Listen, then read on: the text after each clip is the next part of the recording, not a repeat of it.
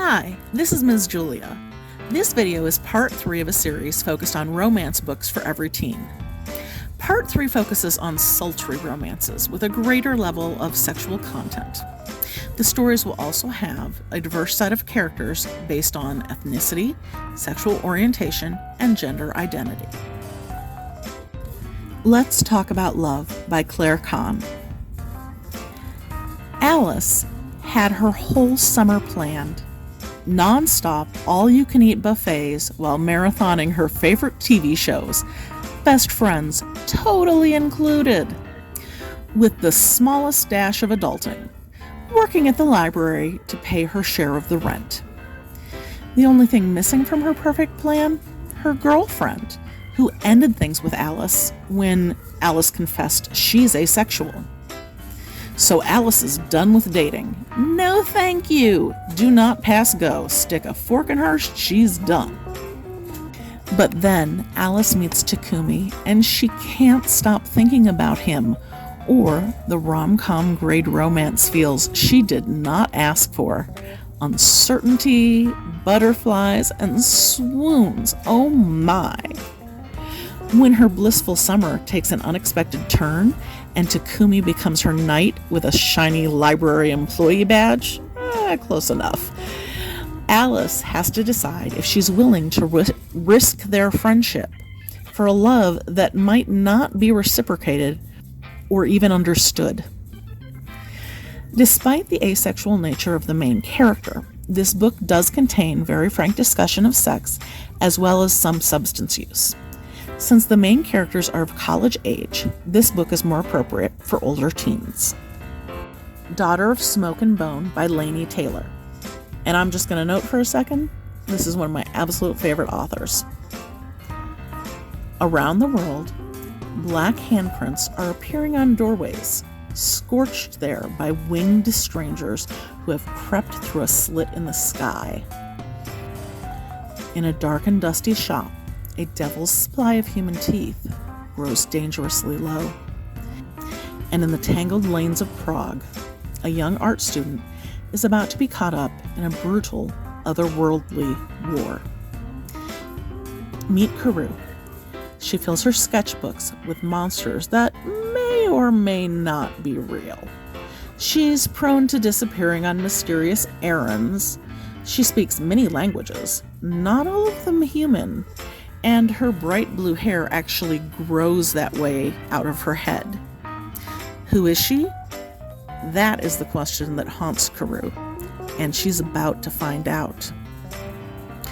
When beautiful, haunted Akiva fixes fiery eyes on her in an alley in Marrakesh, the result is blood and starlight, secrets unveiled, and a star-crossed love whose roots drink deep of a violent past.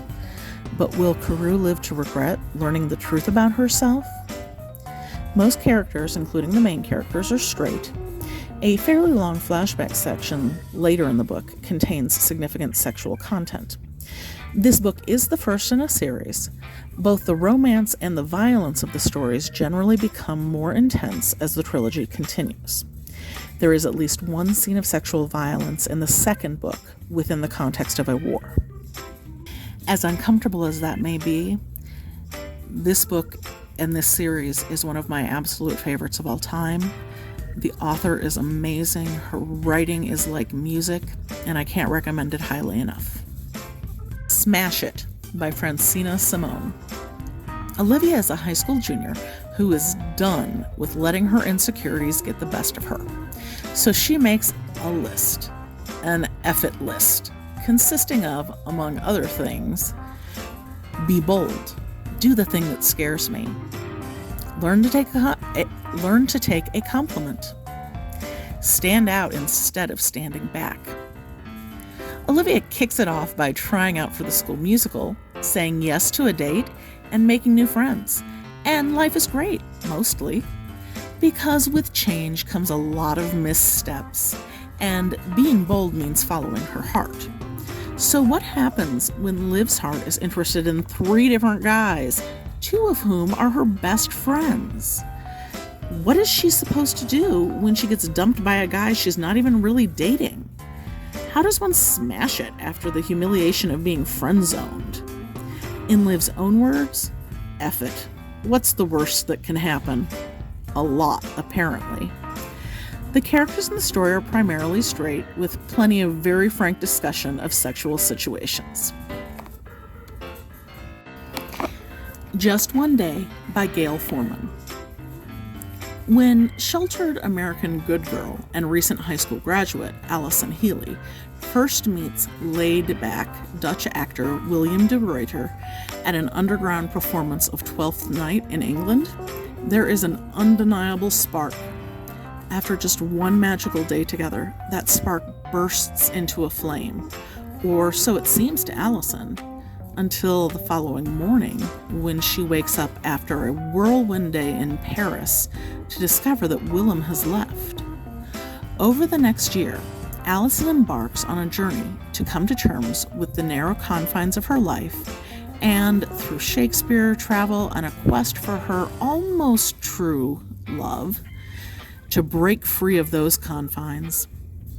The main characters are straight, and the story includes sexual situations. Grave Mercy by Robin LaFevers. In this fantasy, set in 15th century France, 17-year-old Ismay escapes from the brutality of an arranged marriage into the sanctuary of the convent of Saint Mortaine, where the sisters still serve the gods of old. Here, Ismay learns that the god of death himself has blessed her with dangerous gifts and a violent destiny. If she chooses to stay at the convent, she will be trained as an assassin and serve as a handmaiden to death. To claim her new life, she must destroy the lives of others.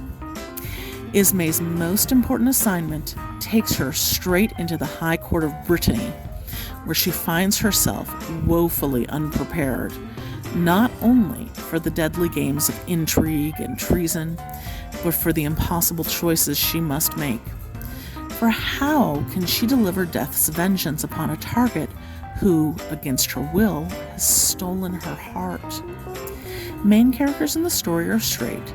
The story contains sexual situations and discussions of sexual matters in addition to violence, and is therefore more appropriate for high school readers. The Gentleman's Guide to Vice and Virtue by Mackenzi Lee. Henry Montague, better known as Monty, was born and bred to be a gentleman, but he was never one to be tamed.